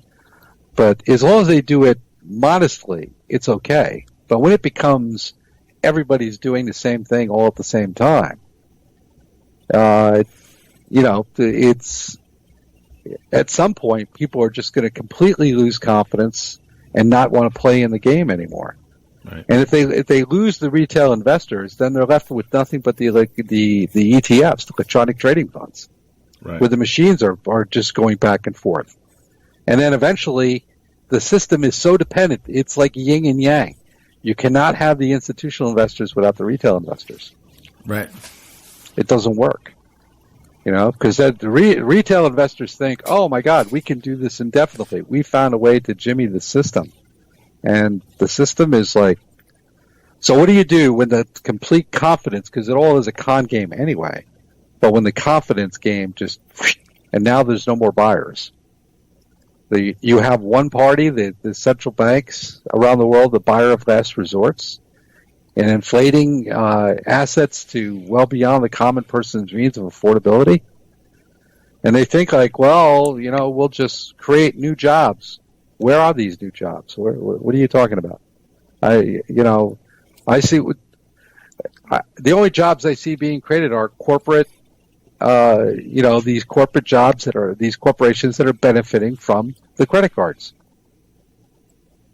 I don't see restaurants opening up, owner-operated restaurants being open, do you? I mean, occasionally you see one or two, but I used to see them all the time when I was younger. You don't see them that way now. Nope. There's a big franchise label on it, right? Yeah. But where these companies, where are they getting their money? And yeah, they're getting their money from a lot of really stupid people because they've so brain numbed them down that people just don't really give it a concern. Like, why anybody even goes to a McDonald's today? Are you telling me you don't know that it's all chemicals now, that the burgers don't rot? I mean, what else do they have to do? It's, go to McDonald's, buy a hamburger, keep it in the bag, put it up in your closet, and go open the bag in 6 months and tell me what you see. You're going to see a hamburger that looks exactly the same way it did when you bought it. Now, what do you think that's doing to you when the bacteria and the insects wouldn't even eat it? Yeah, but it was only like $1. Doesn't matter. People are eating that shit. Yeah. Okay? Well, I mean, that's the only thing people care French about. fries. How does it taste? How much does it cost?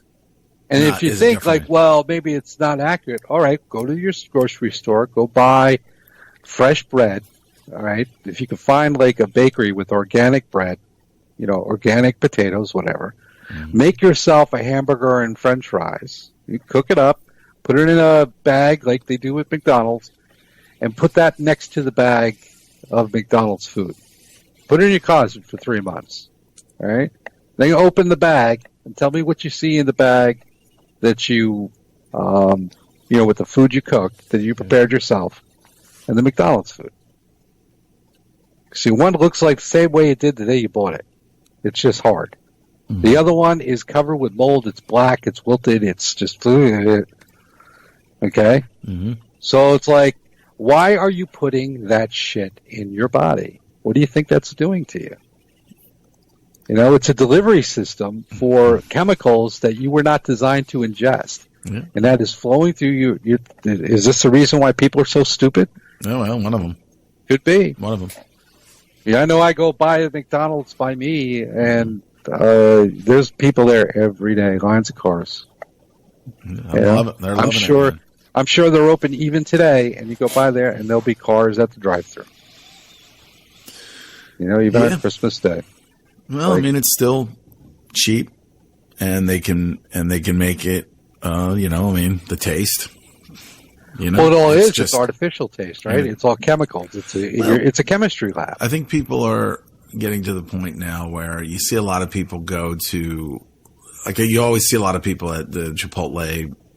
They claim to have, GMO, so they're kind of making people aware that the genetically modified stuff is a thing, and I think your body can tell the difference when you'll eat food and then you don't even think of it, but your body knows, like your brain knows.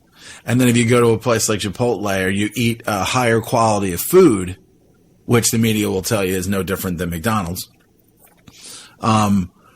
your body knows that too.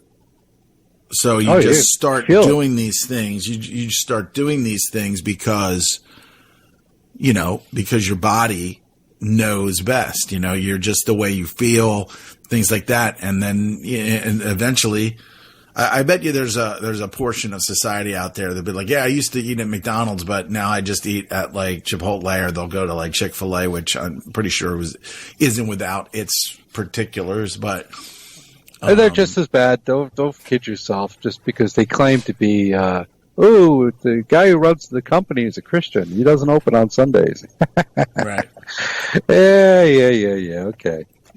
But I mean, I think people know, like, their bodies kind of tell them that they're eating something better, but still, I mean, when you got athletes like LeBron James and Shaq and all these guys throughout, Kobe and all these guys are like, I'm loving it, and they're like McDonald's and all that stuff. It's they're taking the money. They're selling themselves. They're prostitutes. That's all they are. Yeah, and don't piss off China. If they don't remember too, professional athletes sign contracts, endorsement contracts. Mm-hmm. and they have to do so many endorsements if the owner of the team gets paid a lot of money. They get the money back from them. Those guys are total prostitutes. LeBron James is he is such a whore. It's not even funny. The guy is just so corrupt. And then he went to L.A. We're going to retire there. Well, what are you going to do? Maybe they get to another finals. Who knows? But definitely a talented player. But there's so many bad check marks there that and they're not. None of them are without. I mean, people are prostitutes. They'll sell themselves for money. They sell themselves. Yeah, multimillionaires sitting around tables, sitting around talking about how they are victims of racism. Like, are you fucking serious, dude? Really? You sit here and you live a life better than 99% of American people, right? Literally 99%.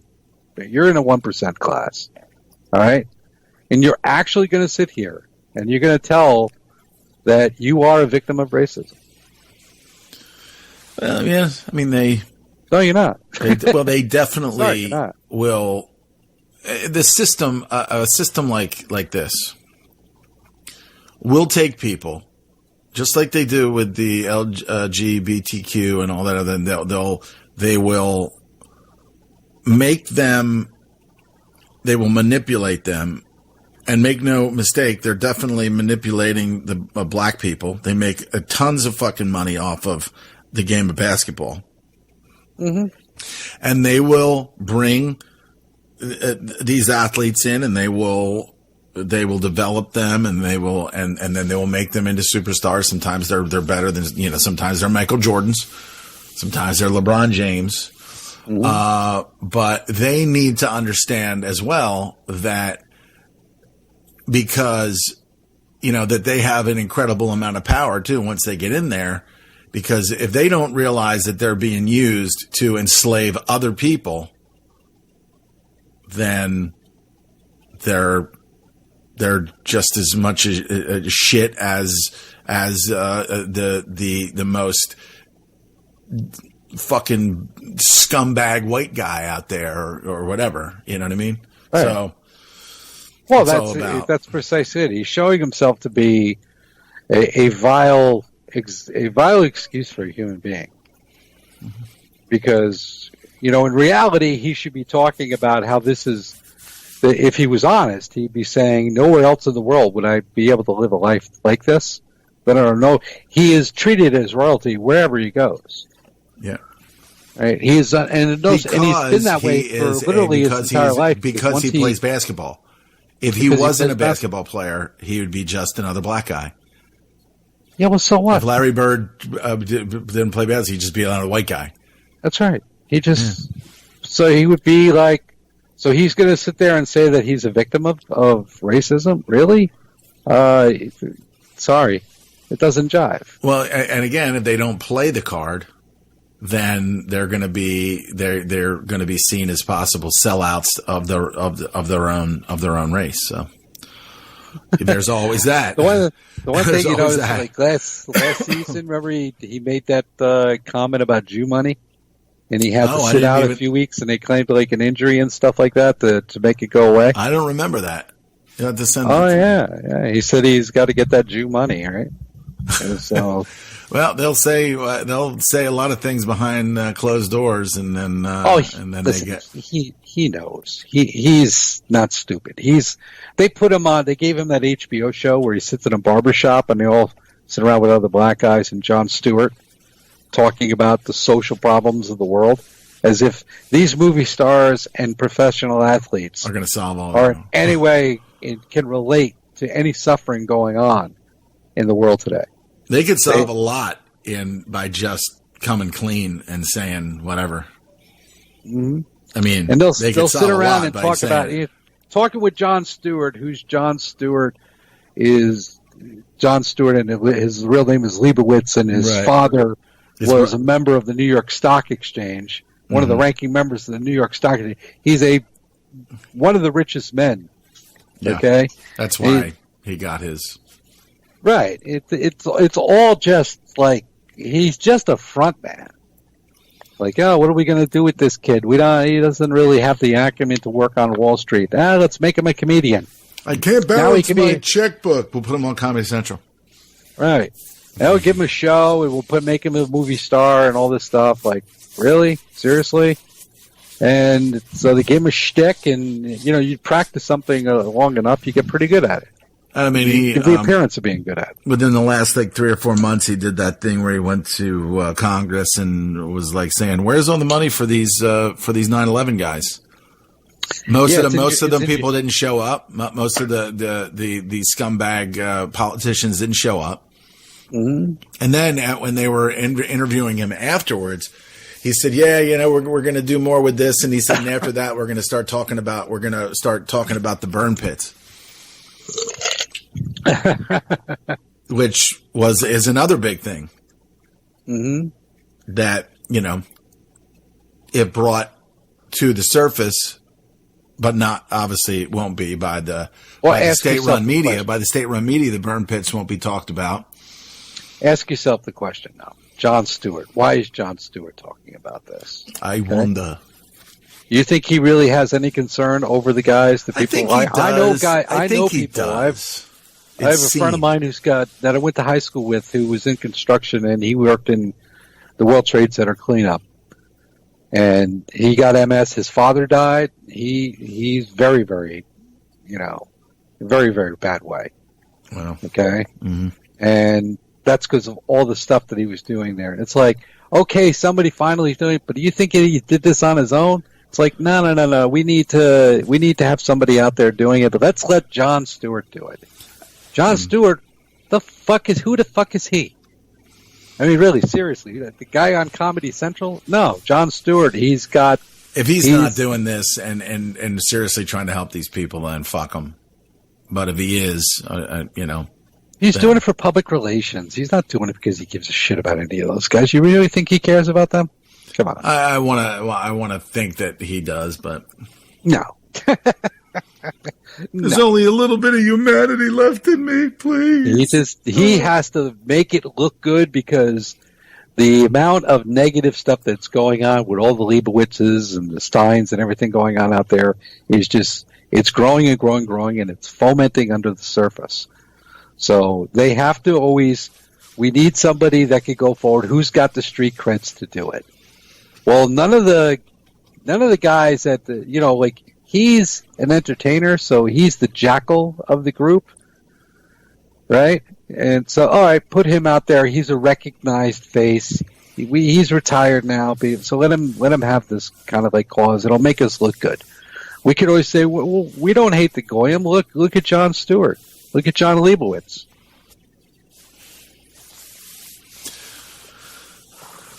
When John Leibowitz basically, where he could say, if I really care about the guys, he's got enough money, believe me, and his family, they have enough money that he could basically take $100 billion out of the We Live Foundation and donate it to all the guys that are suffering.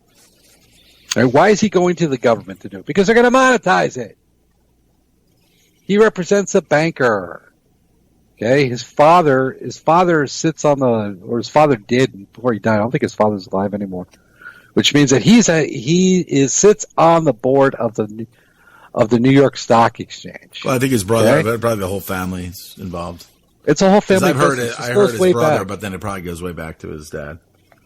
Okay, it goes back to this goes back to the Buttonwood Tree Agreement signed in 1793.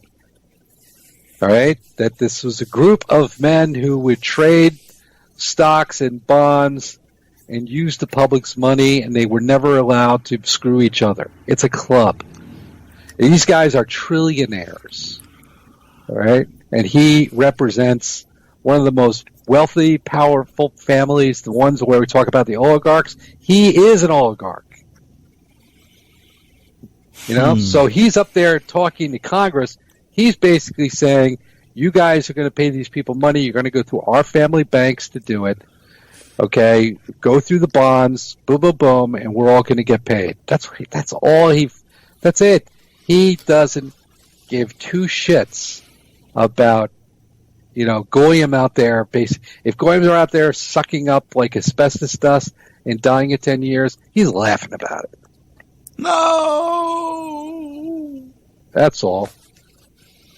He's not a common guy who grew up in meager means and is concerned about his fellow man. At all. He's an actor. We're all fucked. Merry the media shows him. Festivus. They put it on the alt media, and the alt media just sucks it up. Oh wow, this is great. This is wonderful. We got a good Jew we can point to. And it's like, you know what? It's wrong. There are a lot of good people out there that they could go to. They don't need to go to some, the son of of one of the top people in the New York. Since his father, I think, was the president of the New York Stock Exchange. Okay, he's got twice his power. It means all the other Jews that sit on the board voted him as president. There's no hope. There's no hope in change. Obama, help us.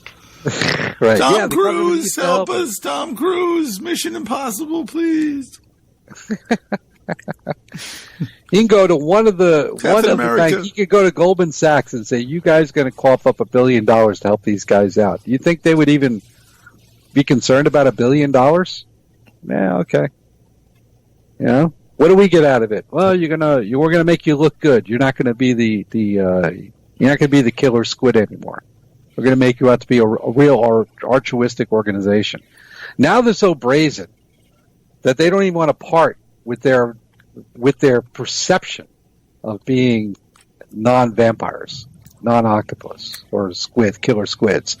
Now they just simply go they sit before their trade association and say, "You guys create the money to do it." And nobody asks him, like, "Okay, well, Mr. Stewart, let me ask you a question. According to what we see here, your father is set as president of the New York Stock Exchange. Could you open and disclose the books?" Oh, no, that's all part of a foundation. That's all sealed. So are you telling us here that you are a member of one of the richest families, one of the richest oligarch families in the world today, with influence and control over trillions and trillions of dollars around the world, and you're coming to this body asking us to create another couple of $1 billion for this pet project of yours? Why don't you do it on your own, sir? But the politicians are up there saying, "Yeah, that's another $3 billion we can monetize. I get a half a point on that." Oh. That's why it's like Nancy Pelosi and the rest of these people. They go into Congress and they get there and they retire. When they do finally retire, they got fucking millions. I am not a hateful person. I am not.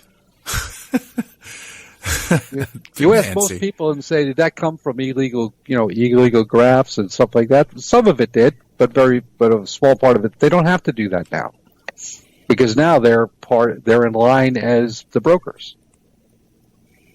They are representing their sellers and buyers' mandates. That's all they are. It's a club. And that's why when you drive through Washington D.C. now, in the D.C. area, all the cranes and construction going on, all that's been monetized. All of it. None of it's from organic growth and demand. It's just like, well, we can borrow another $200 billion to build a skyscraper. Let's do it. Well, do we have tenants? Nah, don't worry about the tenants. Who cares? We got this credit card. Happy days. We got infinite wealth. We could just build to the moon. We don't care. Well, who's going to occupy all this space? Are we really growing that much? You know what? We'll do it. We'll put it in a foundation. We'll write it off as a loss, and we'll lease it off for pennies on a square foot. Yeah, but you're charging everybody else $30, $40 a square foot for the space. I mean, you're gonna rent it off to a lobbying company and for 40 cents a square foot? Yeah, nobody will know. Who cares? We got the credit card. Doesn't matter. So what? Who cares? Who cares? What are you getting at? What's your angle? Nobody ever asks these politicians, "What's your angle? What's your cut?" Of course, if they did, they would be, "Oh, this is out of order." You're making accusations, blah, blah, blah. No. We live in a system of monetization and hypothecation, and basically you guys are acting as brokers, so tell us what your fees are. Nobody has Bernie Sanders. How much do you get out of the $14 trillion Medicare for All bill you're trying to get done? Which Trump is the mother of all monetization. The worst man ever in the world, and everybody that he touches will die from leprosy. And I tell you now. That's what he would change the topic. Totally. How would you make it? Completely change the subject. I want to say that I would. Is that my heart? Boom. And guess what? That could be a setup too. Oh, he had a heart attack. He's right back on the campaign trail. Yeah, right. Bullshit. Okay. It's a staged heart attack because if it ever shit does hit the fan, he could always be like, "Oh, poor Bernie Sanders died today." How about that friggin' what's her face? Elizabeth Warren. Is she retarded? I'm going to get a beer. Yeah. Did you see her when she was like, "I'm going to get a beer"? Did you see that video? I'm going to get a beer. She made like a YouTube video or something like that. She was just like, "You know what? I think I'm going to have a beer." And then her husband's in the room. She's like, "Do you want a beer?" And he's like, No, I'm good. She said, "Well, I'm going to have a beer." And she sits there and she takes a sip of it. And then, she's trying to endear herself to any retard out there that would vote for her. Right. I mean, anybody who would vote for anybody in this fucking corrupt bag of shit system is really needs to have their fucking head examined. But it was just weird. It's just really weird. And then her on stage with that Pete Buttigieg, he's like, he had some kind of gathering or something where they were charging a lot of money, and it was like, "We've got to get everyone together with any means necessary to be able to defeat Donald Trump." At Pete Buttigieg. And then she just stood there like a deer in headlights. But she's Pete Buttigieg. I just can't even begin. I can't even. It's all a joke. I mean, just to look at even it. Even a Buttigieg is even in this race, but he was just a mayor of Gary, Indiana. No, it's a mayor. Not even that's it. The mayor of South Bend. South Bend. Right, small city. Mm-hmm. Okay. But he's got mayor of a small city. Like he was in the military. Experience to be able to do what it needs to be able to beat the Trump stern. Oh, sure. Which is just laughable because it's just a beta test. It's like, how far can we push down? But we need to have we need to get the fag up there, a real legitimate fag instead of the Obamas. The closet fag. Let's put the real fag up there and see what we can get. We'll push this. And he's getting all this money from all these people. It's like, seriously, dude, come on. Nobody's buying it. The media promotes it as if people are. But I don't what's ridiculous is that anybody who's watching this who still thinks that their vote counts when these people are having these events that are like $1,000 a plate and all that stuff, it's like, you're not even in the mix here. You're not even in the mix. They're not even thinking about you. They don't care about you. This is it's an absolute joke. It's an absolute joke. And anybody who sits up there and thinks that any one of these people up here should be in any role of power whatsoever, it's like they're absolutely not living in reality. And you can hear most of these people that, these people that think that, Warren is this or Sanders or anything. It's just a joke. It's just a big joke. And now with Bloomberg in there, that's, I mean, he's got money. He's got Trump money and maybe more. So is it him and the Berg of Bloom? Oh, going to be standing up there. Who knows what's going on? It just shows you more like, okay, it's war shit show here to go. And then, of course, if he does become the Democratic guy, and he's standing up there, and it's just like money, all his money, and now he's up there. It's like you out there living paycheck to paycheck. Do you think these people actually fucking care about you? Do you think they actually give a shit about you? Really? You're expendable, believe me. And he's there to create the wars, to get rid of as many of you as possible, to oversee the depopulation phase of all this. Because depopulation is coming. And it's like, it's going to come from, a destructive means or a non-destructive means. And I think now they're like, maybe we have to do this in a non-destructive way.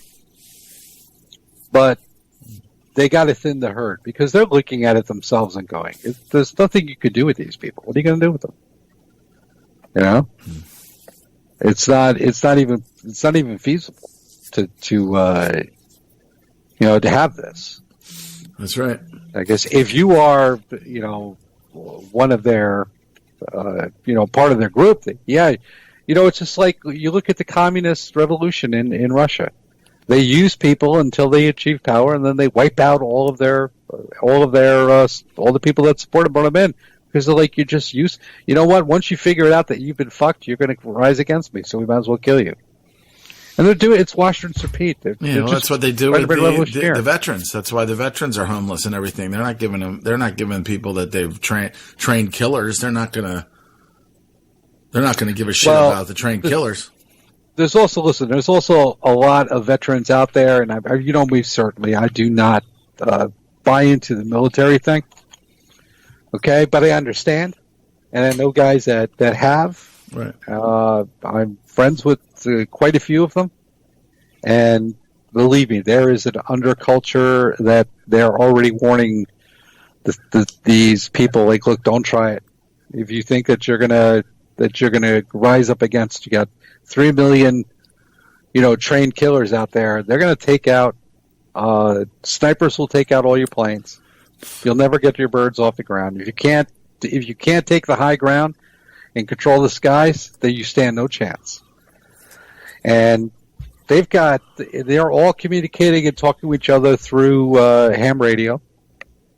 So, forget about trying to track these guys because you can't track that shit. All right. So they go back to the old means. So what you're saying that if they're going to try something, that there's actual people that will resist. There's a whole resistance infrastructure already in place. People have been, everything is all coordinated. What to fight against some kind of to fight against the actual New World establishment order itself. New World Order, right? Well, just to give it a name. Just to give it a name for people out there.